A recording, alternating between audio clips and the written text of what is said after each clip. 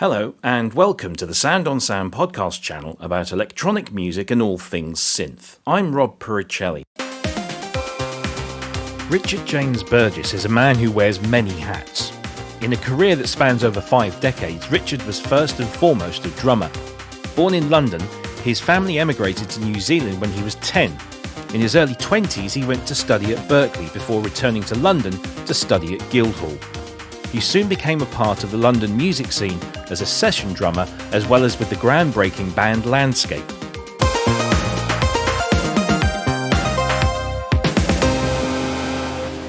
Richard combined his passion for music, drumming and electronics when he worked closely with Dave Simmons on the Simmons SDS-V drum kit. This iconic hexagonal kit would become inexorably linked with the 80s pop scene, both for its sound and visual style. After Landscape dissolved, he began to work more behind the desk, being one of the first to own a Fairlight CMI in the UK. He would go on to work with the likes of Kate Bush, Spandau Ballet, Visage and Colonel Abrams. The 1990s saw Burgess re-enter the world of academia, and he would go on to write some of the most comprehensive guides on music production.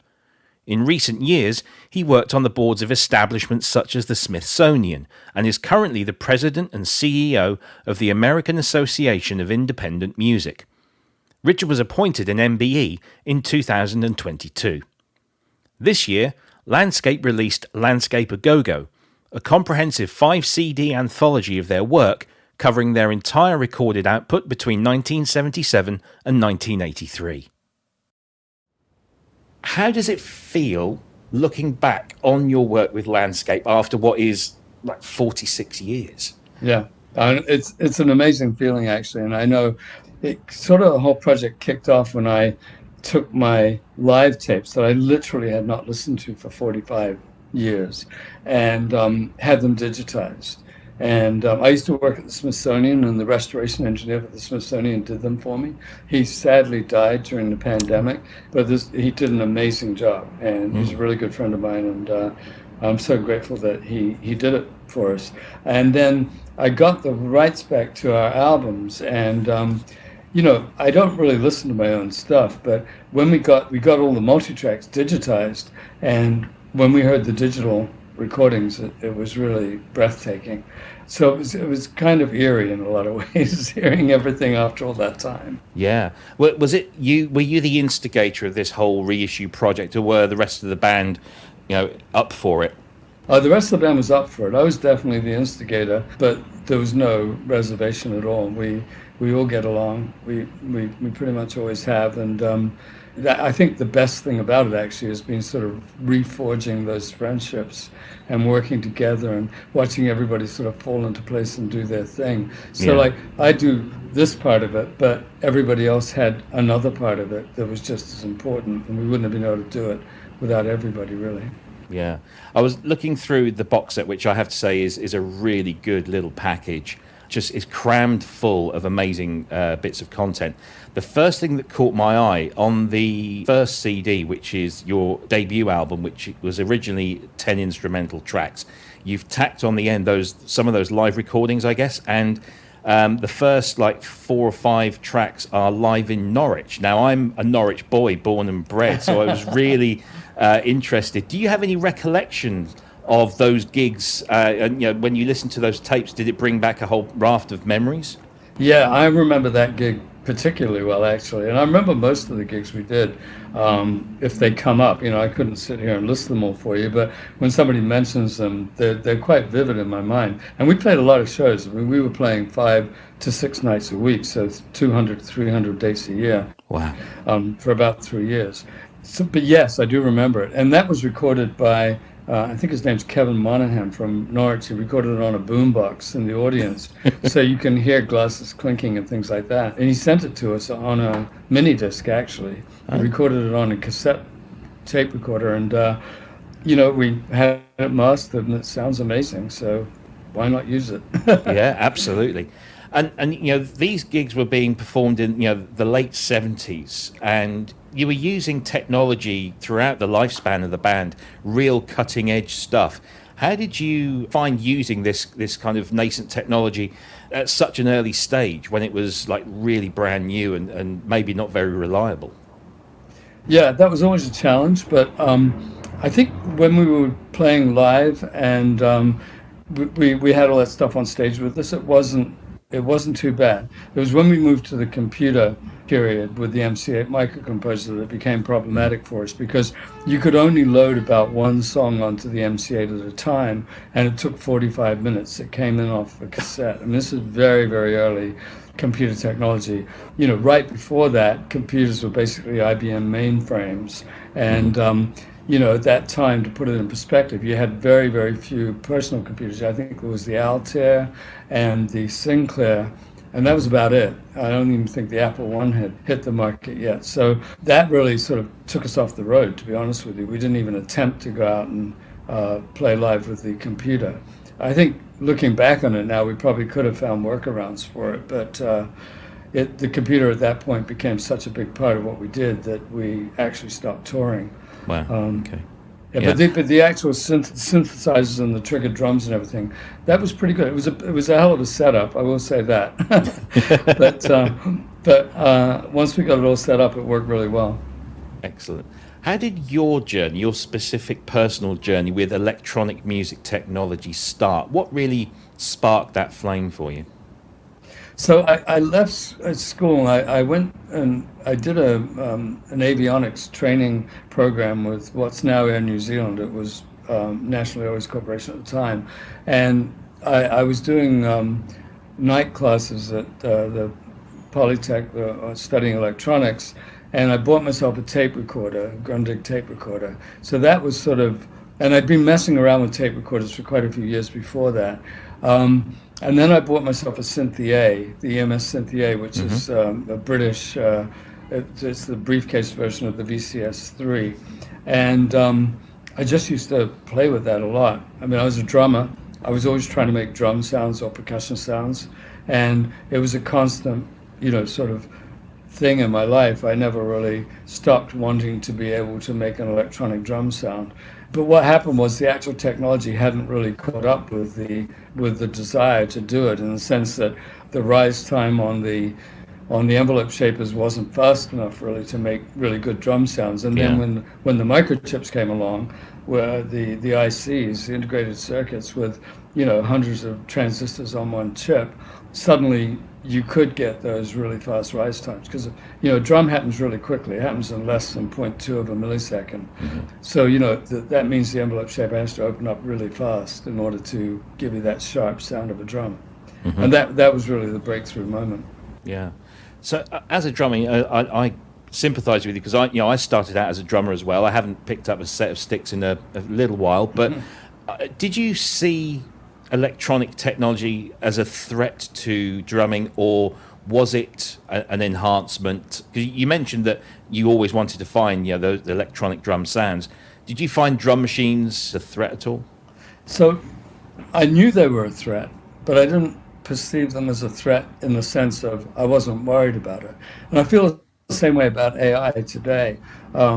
It clearly is going to replace jobs that we do as humans right now. The question is, can it make our lives better? Can it actually help us do things that were more difficult? So I was a studio musician right through the 70s and into the very beginning of the 80s. I think the last album I played on as a studio musician was the Buggles album, funnily enough. But I played on a lot of disco sessions, and the Buggles album was another one where everything had to be really precise, and I was good at that. I could play with a click. I could play like a machine, really. But it was hard work, and it occurred to me all through this period that a computer could do it much better, or much more easily. So when I was working on the Simmons initially, my thought was that it would just be electronic drums that we would play as drummers, and instead of having acoustic sound, we would get electronic sound. But then when John discovered the MC8 microcomposer, and he told me about it, and we went out to Roland, and frankly, we tried it out and bought one the same day. I realized that you could trigger this SDS-V, or we had a prototype of the SDS-V at that point. You could trigger it from the computer.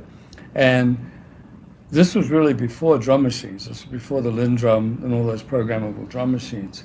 And I knew that they were coming down the pike, really, because Roland had like the CR68 and the CR78. CR78 was kind of sort of programmable. Mm-hmm. I mean, Warren Cann from Ultravox was quite good at programming it.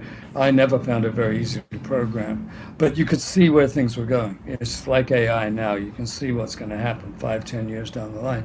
So, yeah, I knew that it was going to be problematic for studio musicians. That's actually when I stopped doing studio work and when I moved more into production and being an artist, because I realized that there was probably not a long lifespan for studio drummers at that point. Yeah, sure.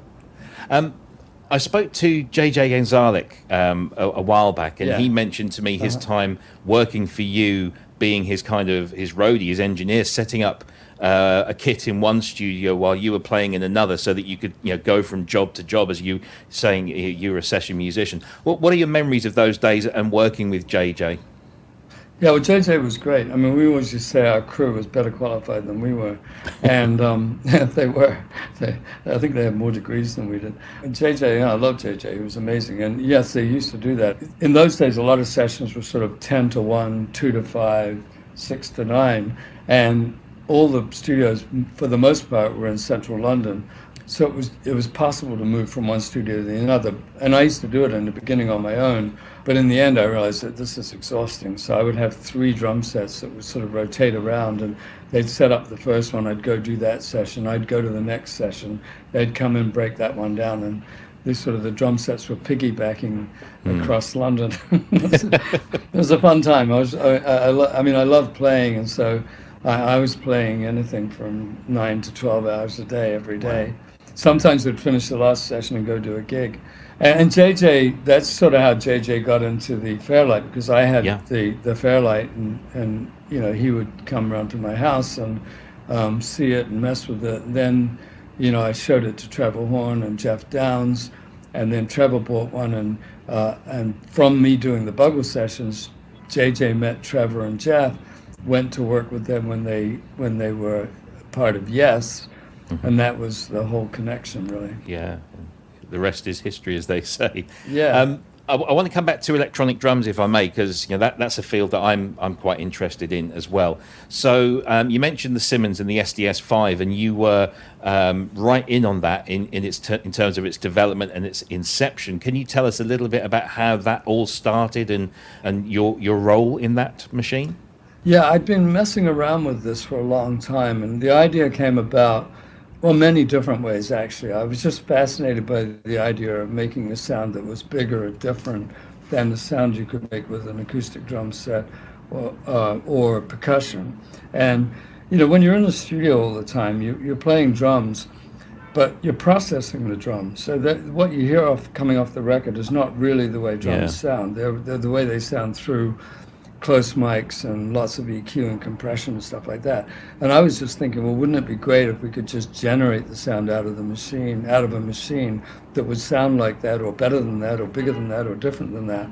And I'd worked on the idea of an electric drum, because I looked at all the other instruments. I go, well, guitars went electric, and pianos went electric, and then I realized, well, we sort of jumped over the electric phase now because we're into synthesizers, and that's what really got me thinking about that. And I had been triggering some electronics from my acoustic drums, and I'd approached a bunch of drum companies. I was endorsed by Pearl, sponsored by Pearl Drums, but I'd talked to everybody. I talked to Ludwig and Pearl and all the drum companies in town, and nobody was interested. Somebody said to me, well, drummers are never going to figure out how to use wires and cables and knobs, which was, one of those beautiful sort of backhanded sort of insults, right? I was like, well, I can figure it out, so I'm sure everybody else can. Why? How did drummers get this reputation for being so dumb? Yeah, I know. It's terrible, right? I used to have to learn all the drummer jokes so that I could defend myself. That's it. Anyway, so I bought a whole bunch of those little carbon microphones that used to be in the handsets of telephones back in the day, and I taped those inside my drums, and they were my triggers, and I could trigger synthetic sounds from that. And through all that whole process, I met Dave Simmons, because John had gotten into the Lyricon, which was being distributed by the company that Dave worked for at the time, Music-Aid. And I told him my idea, and I actually went home and sort of mocked it up on a bunch of, sort of patch. You know how it is, since you're into synthesizers, you patch out of one synth into another synth, and out of that into another synth, and you sort of pile up the sounds. And so I went up and I talked to him about that. We actually mocked it all up on an ARP 2600, which is an amazing machine. And then he started working on kind of putting together the circuitry. So we made the Tea Rooms album and all the shock stuff I did with the original prototype, which was literally just a piece of wood with a bunch of wires and some component boards on it, but just had kind of connectors hanging off of it. You always had to have a screwdriver and a soldering iron handy in order, to fix things when they broke, which they would break all the time. And I still have that prototype. But that was what we actually used for all those records, and because it took years to get to the production model. I wasn't that interested in the whole production model thing or, building a company or anything else. I really just wanted one for myself. I mean, I didn't mind that other people got it. I liked that other people got it. I mean, it's amazing to me that the thing took off and became this huge thing, and it was on top of the pops all the time, and America went crazy for it, but that wasn't my thinking at the time. I just wanted to make drums electronic. Yeah, sure. I mean, it was a very iconic kit, both in terms of its sound, but also, as you say, in terms of its visuals, because you would see it on every TV show, even if the drums on the record that were being mimed to weren't electronic drums. The Simmons kit always looked cool, with those hexagonal, shiny gloss pads. It was always a very cool thing. What are your thoughts on the world of E-drums today? Because we've come a long, long way, and now we have drums with mesh heads that have multiple sensors that can give most of the nuance of an acoustic drum through the rims and through the actual skins themselves. What are your thoughts on the current state of play with E-drums? I think they're breathtaking, actually. I have the high-end Roland set in my apartment here in New York. I mean, I have acoustic drums at my house, but it's an apartment, it's a little bit difficult to play acoustic drums, and it's almost as good as acoustic drums. The drums themselves, actually, I would say, are as good, really. I mean, the amount of touch sensitivity that you get on the snare drum now, and on the toms, and the fact that you can play the different areas of the drums, you can do rim shots, all that kind of thing. Cymbals are not quite there yet, but they're pretty close. They're pretty amazing. It's just if you're trying to play jazz or something like that, they don't quite have the sensitivity that a real cymbal has. But this, my intention was always to get there. It's just we were just using the technology we had at the time. But that was always the thinking, that we should get to a point where it would feel exactly like playing an acoustic set. Yeah, absolutely. I have an Alesis kit with the mesh heads, which I find is incredibly good.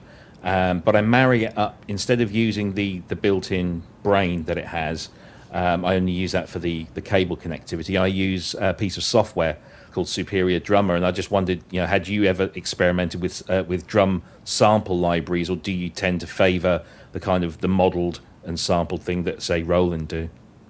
Well, it's interesting. That's a great question, actually. I mean, one of the reasons at the time when we made when we were doing the SDS-V, when we were working on the SDS-V, digital technology was on its way. It had already been invented some years before, but hadn't really kind of, penetrated the industry. We hadn't gotten to the point of digital tape machines yet, and we hadn't gotten to the point of digital samplers or digital drum machines. I knew it was happening. I knew it was going to come, and I knew if we waited, we could do that. But the problem for me with digital samples was that they're more like sort of on-off switches, it's like at the time, not so much now, because, we have techniques for getting around that. But at the time, if you had a digital sample, you could make it louder and you could make it quieter, but that was about it. Now, as you know, when you play a drum, like a snare drum in particular, if you hit it softer, it's a completely different sound than if you hit it hard. And then, of course, you got all the rim shots and where you hit the drum on the head and everything like that. But so I wanted something where the quality would actually change, not just the volume, but the quality would change as you hit it. And that seemed to me at the time that analog was the way to go. Actually, I started working with the Fairlight shortly after that. The Fairlight came out as a kind of a shock I'd been keeping tabs on what was going on with digital technology, and I've been talking to Stanford University and Aircam in Paris. I knew where they were at, and I knew they were creating pretty amazing sounds, but that was on the mainframes, and I was not expecting a device to come out that was in any way, shape, or form affordable for. And then the Fairlight came out. I mean, it wasn't very affordable. The first Fairlight cost as much as my house did in London. Indeed. But it wasn't millions of dollars. It was tens of thousands of dollars. I think there's no question that digital is the way to go now. Although recently I've been reading like a lot about with computing that there's an argument that blending analog with digital for computing has some advantages, and I understand that because analog is a gradual process, whereas digital is a discrete process. I mean, it may seem gradual, but like MIDI, there's 128 steps. Although you don't necessarily hear those steps, they are there, whereas analog is absolutely smooth. So I don't know. I'm not in that world at this point, and it seems like some of the other companies have done such a good job with electronic drums that me getting back into that would be a waste of time probably. But right. It does still really interest me. But I will say this, I think the thing that interested me most about the thing was the control aspect more than the sounds. I mean, the sounds were important, of course, but the control of the musician over the instrument is what was critically important. And that was really important to all of landscape. Yeah. That was it was a revelation to me when I moved from acoustic to electric. It was that degree of control because, the age-old drummer joke of, them being too loud and you can't turn the drum kit down. Now I had control over volume, but I also had control over EQ through the amplification. I had control over the sounds. And as technology has moved on, that control has just grown and grown and grown. So playing electronic drums now is a real joy, in my personal opinion. It's amazing. I have a set, like I say, in my apartment, and I play a lot. I love it. It's an amazing experience. Plus, you can have like stadium drums. You can go to like reggae drums. It'll flip. You just literally hit a button, and you're in a whole different vibe. Absolutely. I want to come back to the Fairlight because that's another thing that you and I kind of share in common. I have a big passion for Fairlights. Have a few here that are in various states of repair. You are very well known for being, a big proponent of the system when it launched, and you're known as being, I think, one of the first artists to get one into a piece of recorded music and into the charts. Can you just tell me a little bit about your history with the Fairlight CMI and how you came across it and how you came into it and what difference it made to you as a musician and as a producer? Yeah, so I found out about it.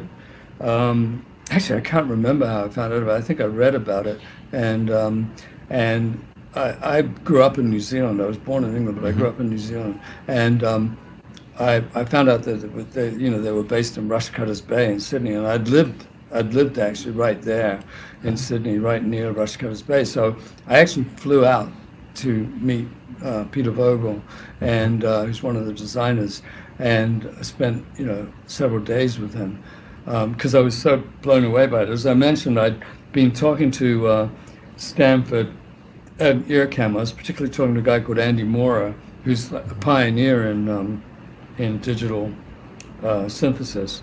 And he was working with John Chowning, who is actually the inventor of FM synthesis, which is what the DX7 was based on.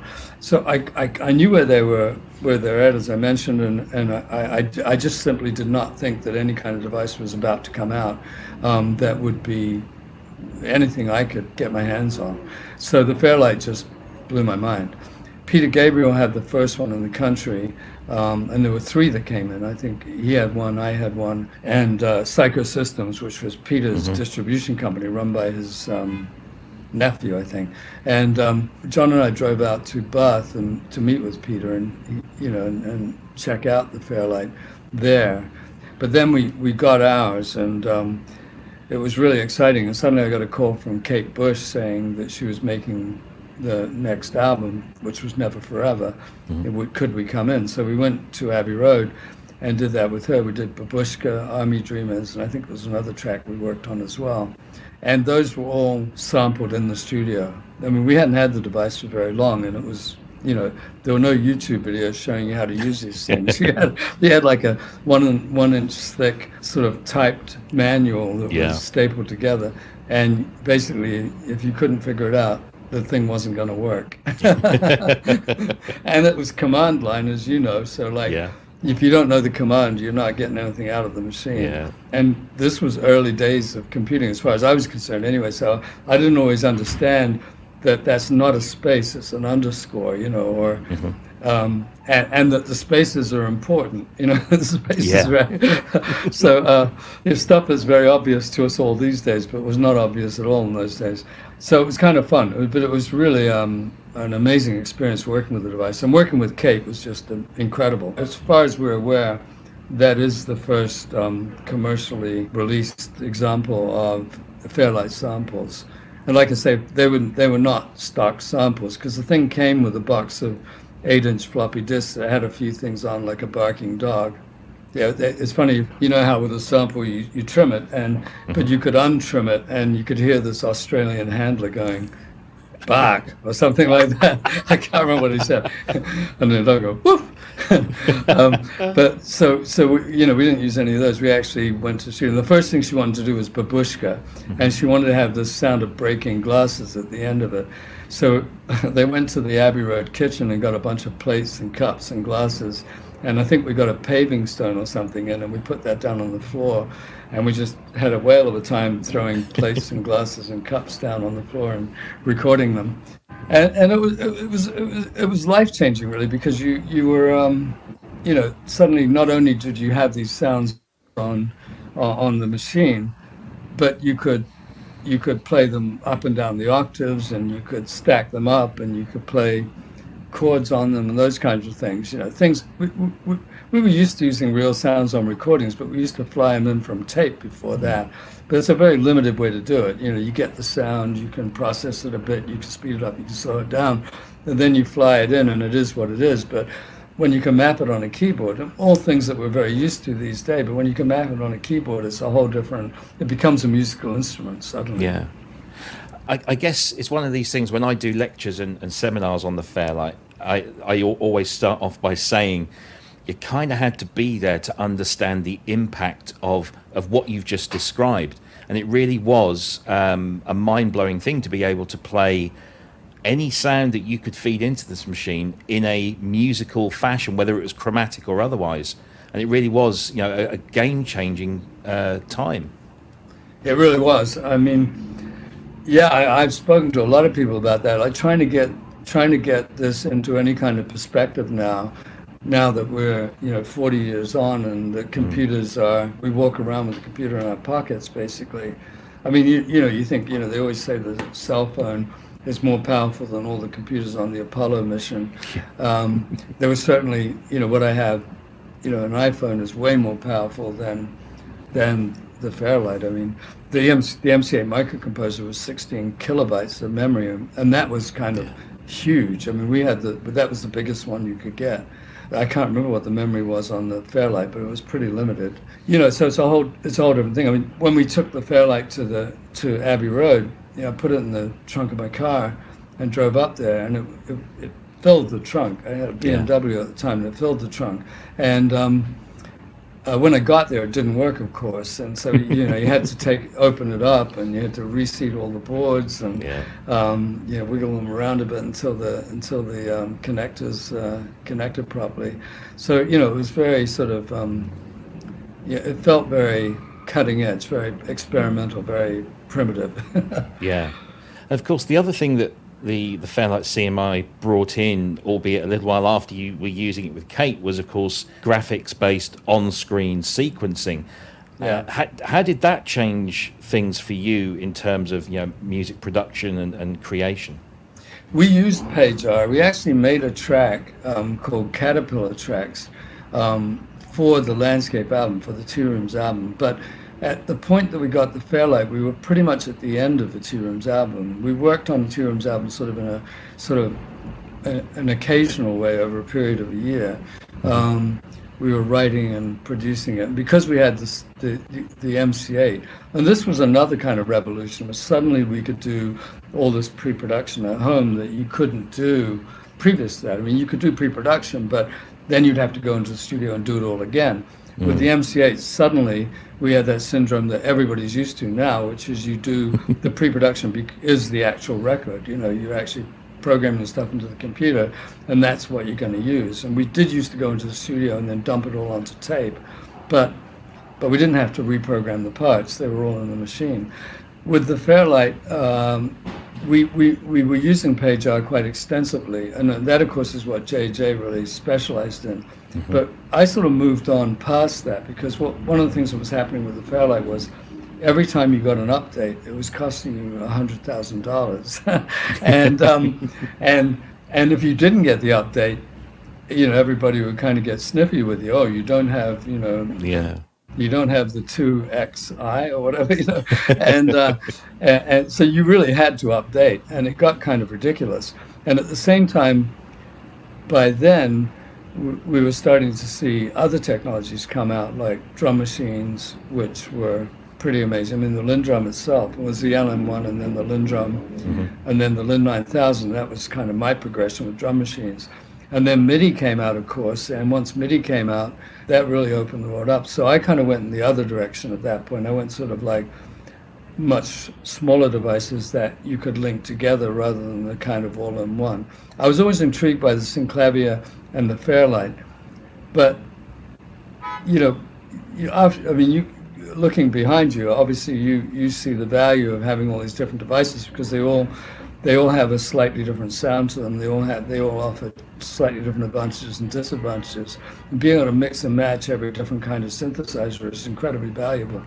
So that's the direction I went in. I mean, and I fell in love with the Lin 9000. I got my first Lin 9000, I think, in, I don't know, whenever it first came out. And that was a game-changing machine too, because you know, you could program all your MIDI stuff just the same way I was doing it on the MC8, but then you had all the drums in there as well, and you could change out the chips, and you could sample stuff in it.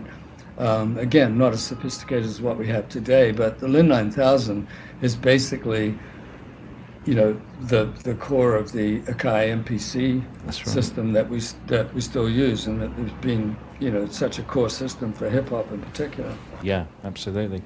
I want to move on to your production, because that was a big significant part of your career, particularly during the 80s and beyond. And of course, you're famously associated with bands like Spandau Ballet. I just wondered, the move into production, was that a sense of disillusionment with being a performer and maybe being a bit of a pop star, and just wanting to be behind the scenes and being in a bit more control maybe, or in a bit more of a creative role? Yeah, a combination of all the above, actually. I'm basically sort of a fairly shy person. I mean, funnily enough, most performers are. I found that most performers are actually kind of fairly introverted, and that's me. I'm really happy in a corner reading a book, and I'm really happy in a room on a computer. You know, the pandemic was not difficult for me personally. I mean, obviously it was a terrible thing. It killed a lot of people, but it messed up a lot of things in the economy. But for me personally, staying home was a beautiful thing. So I think I naturally gravitated towards behind the scenes.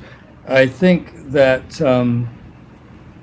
the production thing was just something that was in my blood, really, because I'd started in studios as a very young musician. I was around 20 years old, I guess, and I was always fascinated by it. I started at EMI Studios, or HMV Studios, in Wellington, New Zealand.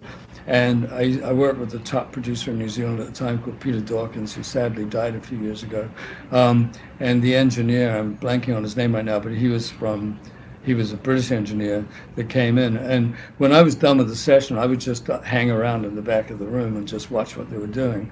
And I did that also when I moved to England, and when I got into studio work in England as well. So I learned everything from watching, frankly, the greatest engineers and producers in the history of British music from that period of time, which was an amazing experience. You know, I worked with people like Tony Visconti and Trevor Horn and Peter Collins, and I mean, I would be in the next room to George Martin and stuff like that. And, you know, so you picked up a lot from all that kind of thing, and it just always fascinated me.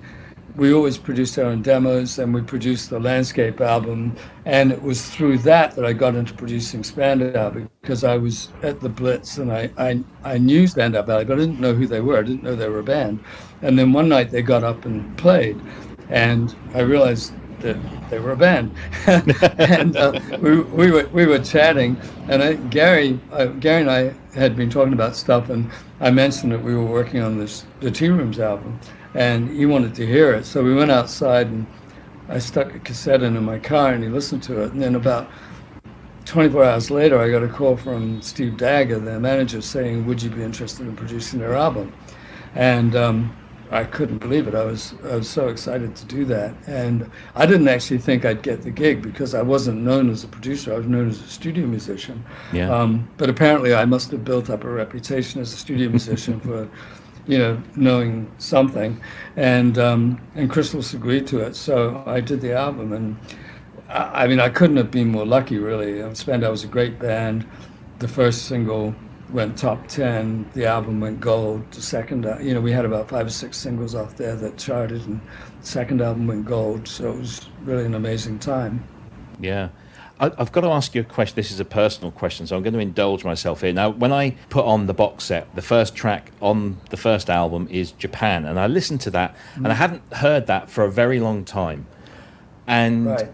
I listened to it, and when I finished, I walked away, but the song that I had in my head was Instinction by Spandau Ballet, because there's a huge amount of similarity there. And I just wanted to know, was that a coincidence, or was there some kind of influence on them with your previous material, or did you bring something, or was it just completely out of the blue?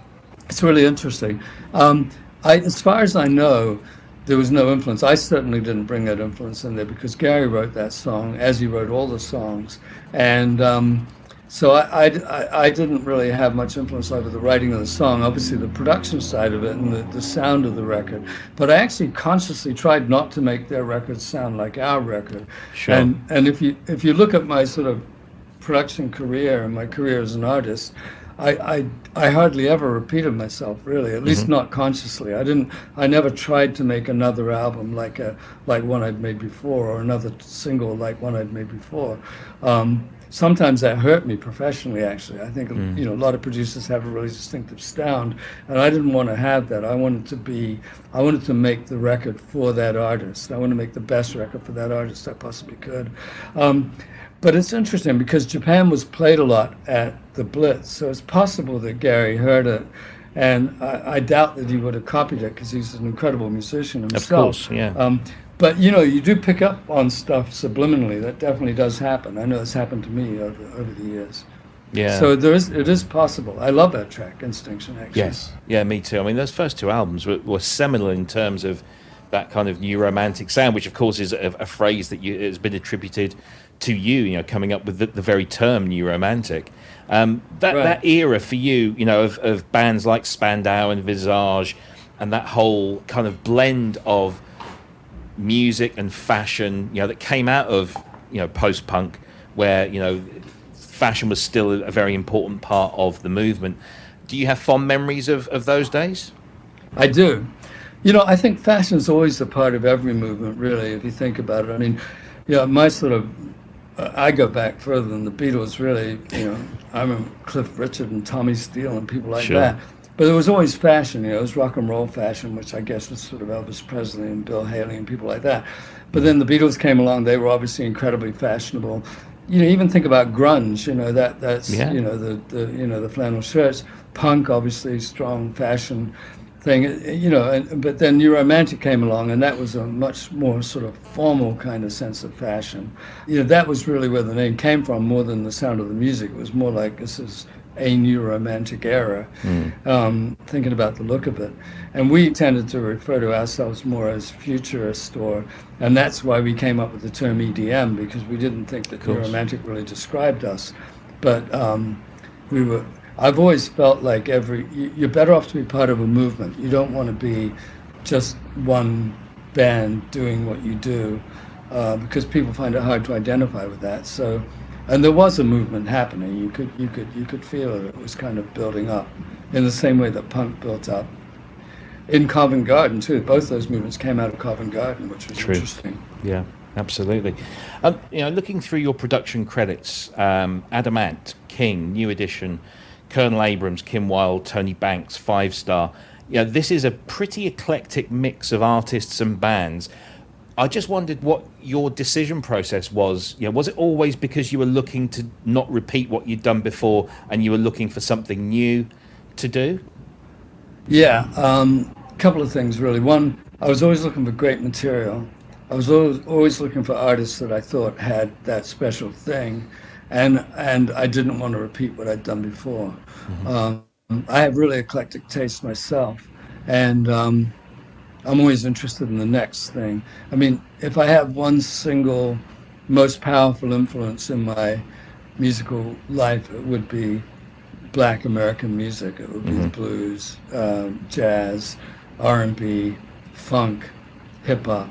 Those would be the things that would be the most dominant. But obviously, I'm not Black American, and so I have all the other influences as well. And I studied classical music at Guildhall, and Landscape was an amazing band to be in as well, because everybody is really accomplished as a musician, and everybody comes from a slightly different area of the business and has different tastes, and so we sort of cross-fertilized each other, as it were. And but I mean, as I say, I think in some ways jumping around probably did not do me any favors career-wise, in the sense that people can identify you as this one thing.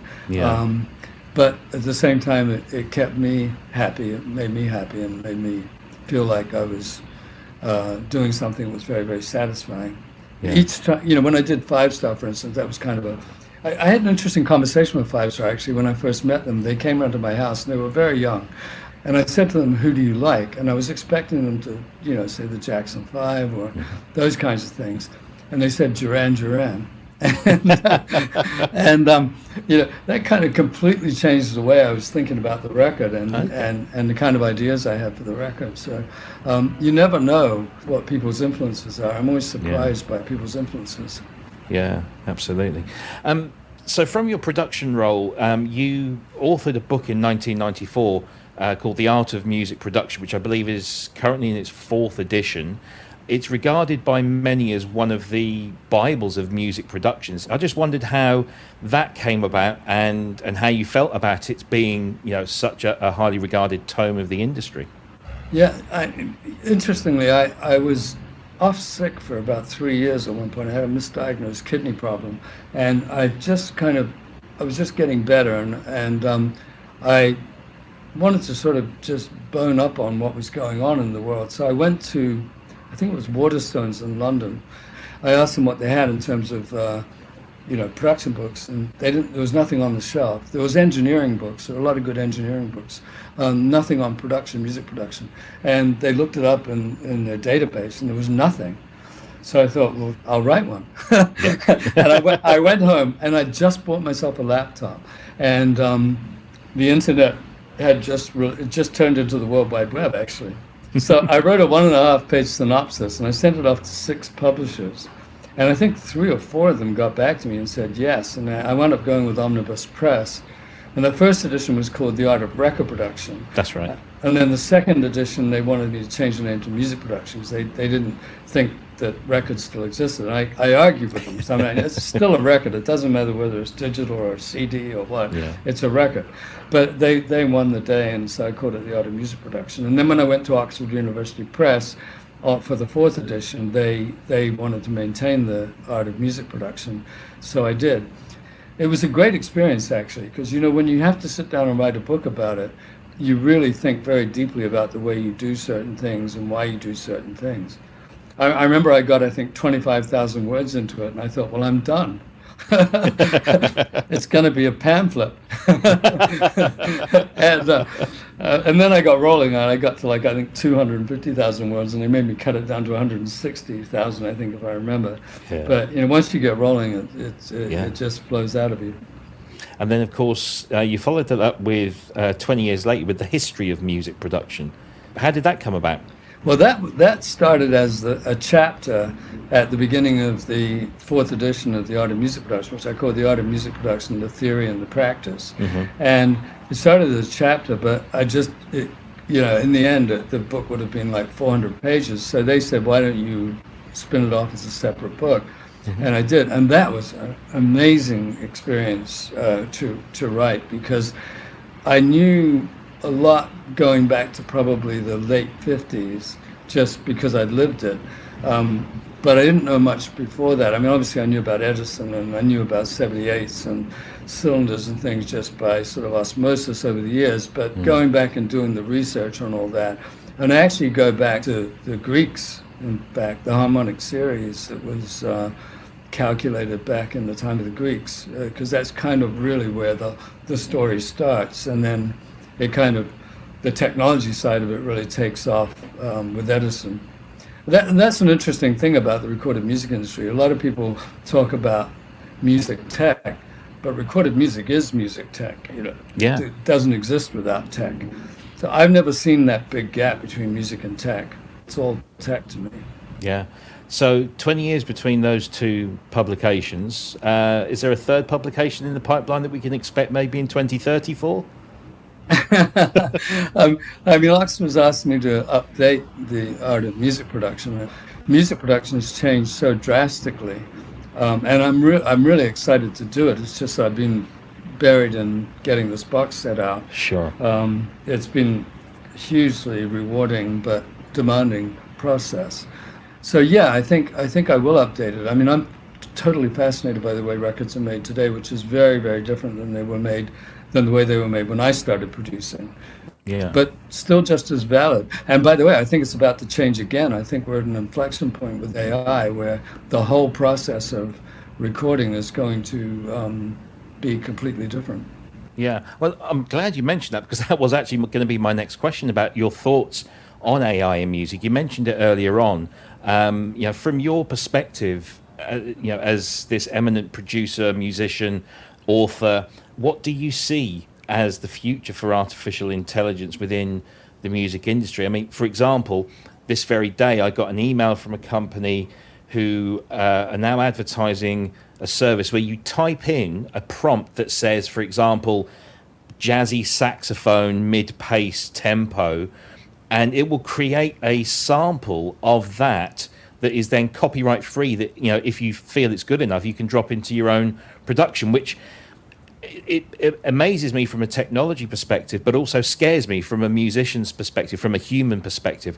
What are your sort of overall thoughts on AI in music tech? I think the potential for bad things to happen with AI are there, obviously. There's no question about that.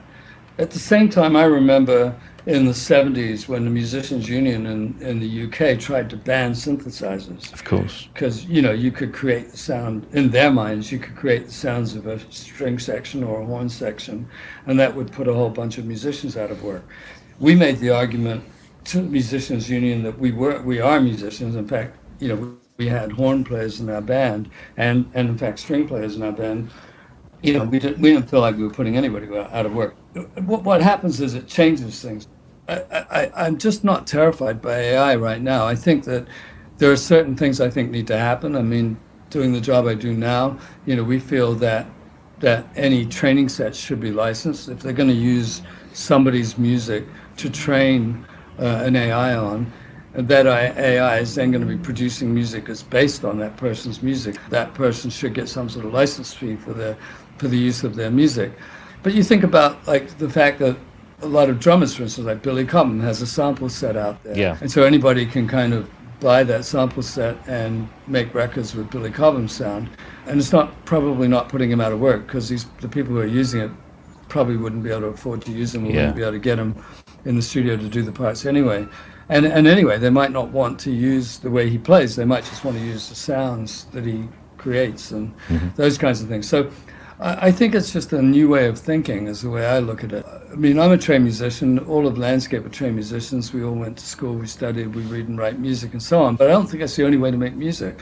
And one of the points we made about the MC8 microcomposer was this was like digital score paper. Normally we would write the parts out on score paper, and then we would copy out parts for each musician, and they would play the parts. But with the MC8 microcomposer, all you had to do was program stuff into the microcomposer, and it would play the parts for you.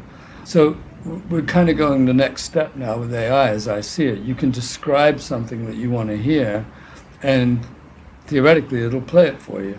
So how is that any different, really? I mean, that's how music starts. Music starts as an idea in your head. Oh, I want to do something like this.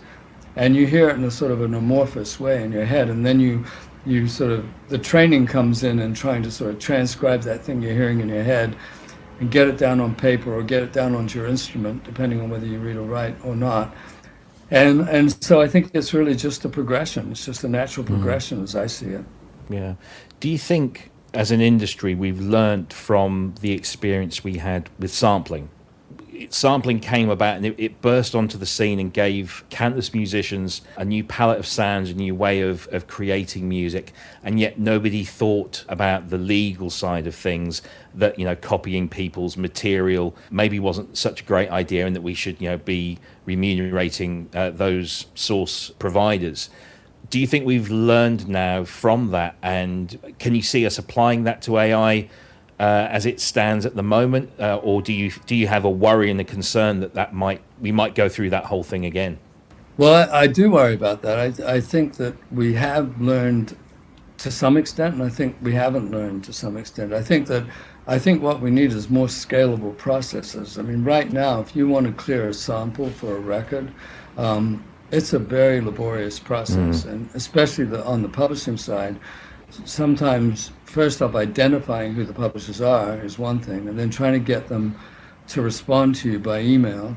I personally think it should be a scalable process. You should be able to use samples, and it should all be able to be done online and be digital and not take forever and not cost a fortune. And I do think people should be compensated. I think people should be able to put a value on their music for samples. I mean, I think anybody should be able to say, well, I think if you want to sample this track, it's going to cost you this much. I think what I really worry about is the Napster experience, because that was the industry being asleep at the wheel. Yeah. And as I always point out, I pointed this out in the art of music, the history of music production, that MP3s were invented in '88. The first MP3 players came out in '97. There were some labels like Sub Pop were putting out stuff on MP3 in that period, around 97, 98, 99, something like that. And we didn't do anything. We didn't do anything about it. And then Napster launches in '99, and we still didn't do anything about it. We waited until Apple started iTunes in 2003 or 2004. I think it was 2003. So there was like a 6-year gap between when it was viable to sell MP3s and when we actually did start selling MP3s. And then the music industry basically gave its distribution processes over to a tech company. When we should have solved that problem in-house. And it was really because, all the infighting that goes on in the music industry, in the recorded music industry, which I find very frustrating. I think we're getting better at that. I think, I deal with almost all sides of the industry at this point doing this job, and certainly everybody pays lip service to not wanting to repeat that mistake with Napster. But as you know, the next time something comes around, it's always a bit different. So we won't make the exact same mistake we made with Napster, like trying to sue people out of existence and suing grandmas and 14-year-old girls. But I think there's a real risk that we will make a similar type of mistake in not allowing the technology to blossom in the way that it can and should. And then what'll happen is it'll find its own way, because you cannot stop technological progress. Exactly. You mentioned the work that you do today. What is the work? What does Richard James Burgess get up to in 2023? So I run a trade association called A2IM, the American Association of Independent Music, and we represent independent labels, independent copyright owners. So it could be an artist who owns their own music. We actually have a division called A2IM Artists.